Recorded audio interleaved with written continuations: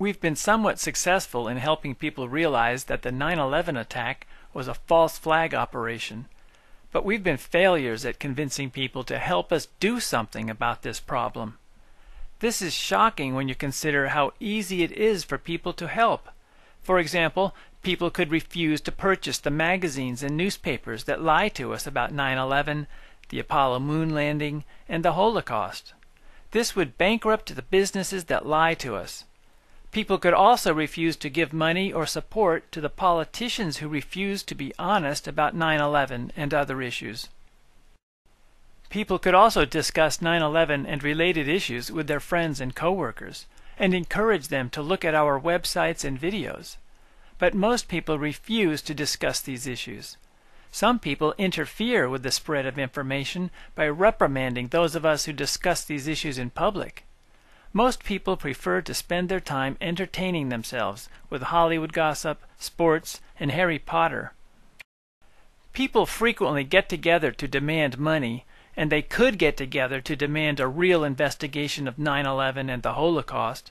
But, just like animals, most people are so selfish that they will act only if they see a direct benefit to themselves. I can understand women and children not taking a leadership role with 9/11, but how can we respect men who are too cowardly or selfish to talk about 9/11? And why are the police in America and Europe refusing to arrest the criminals?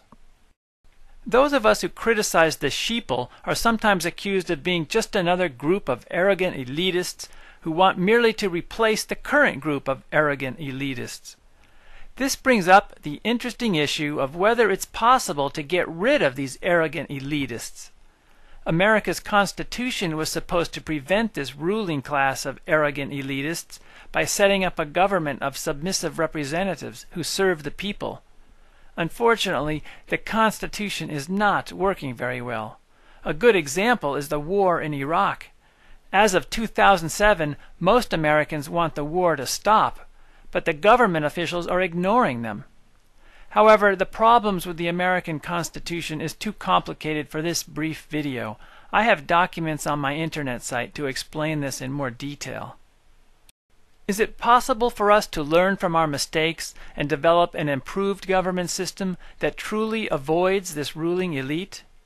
There were no elitists thousands of years ago. Why do we need them today? Our ancestors didn't have any laws, supervisors, policemen, or governments. Everybody was free to do as they pleased. So why do you and I have to tolerate all of these arrogant authorities and their laws?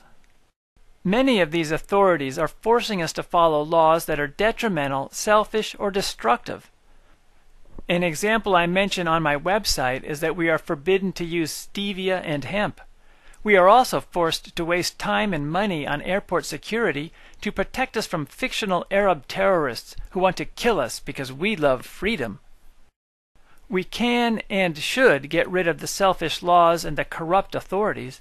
However, we cannot get rid of a ruling elite because leadership is required for all advanced activities, whether it be a construction crew, a symphony, a high school, a factory, or a business.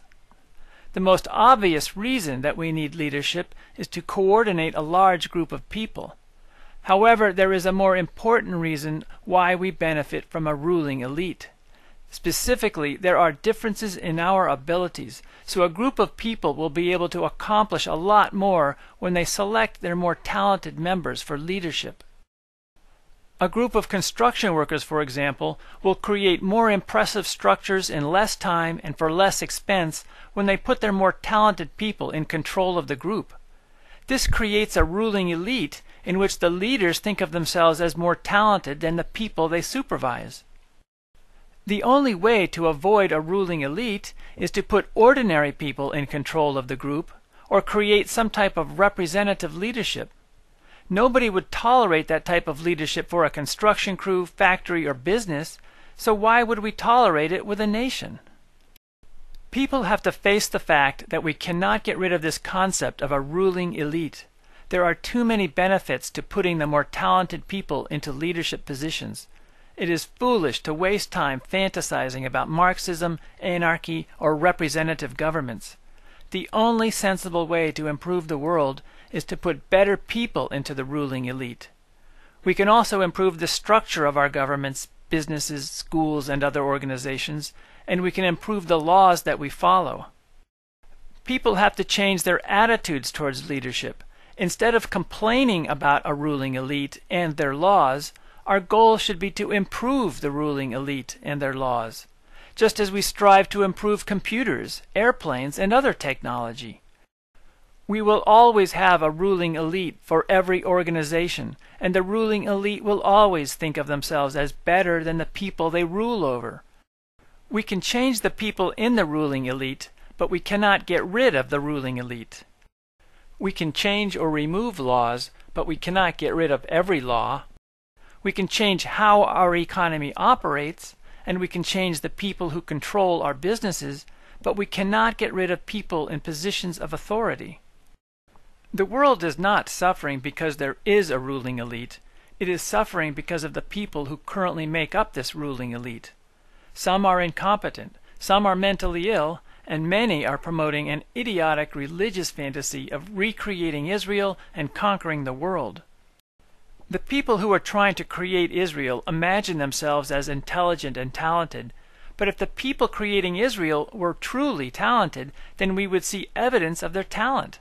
Do you see any sign that Israel is any better than any other nation? Is their economy any more advanced than ours? Have their cities been designed in a better manner? Do they have less crime or corruption? The people involved in the Zionist movement certainly do show exceptional talent, but only in lying, cheating, deceiving, intimidating, killing, torturing, and threatening. These talents are desirable only to an organized crime gang. These are not people who belong in the ruling elite.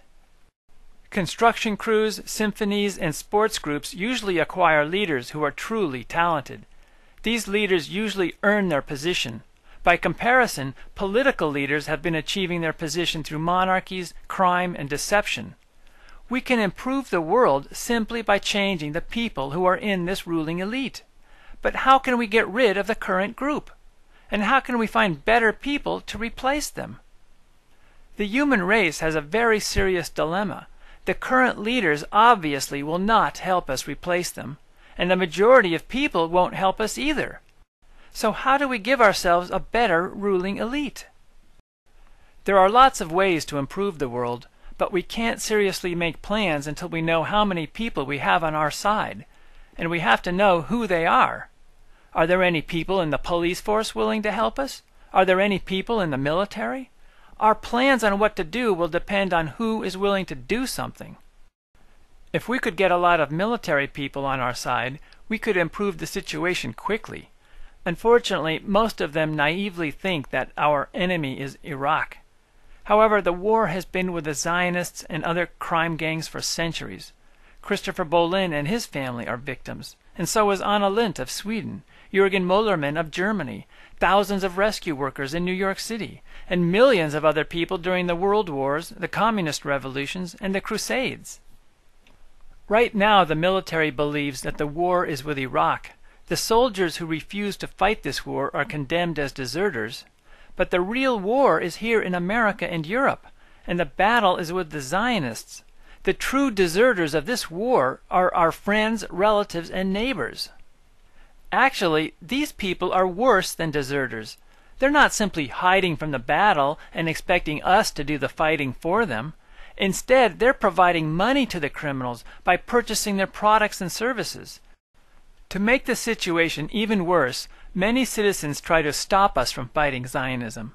They insult us, and they try to stop us from discussing the issue in public. If any soldier was caught behaving in this manner, he would be considered an enemy and killed immediately. The military doesn't tolerate such horrendous behavior from other soldiers, so why are they tolerating it from citizens? Does it really matter whether traitorous, selfish, and cowardly behavior comes from a soldier or from a citizen? This horde of talking animals is interfering with our attempts to improve the world. It makes me wonder, what if the military killed some of them? Would that shock the others into realizing that this is not a game, and they better start helping us instead of the criminal network?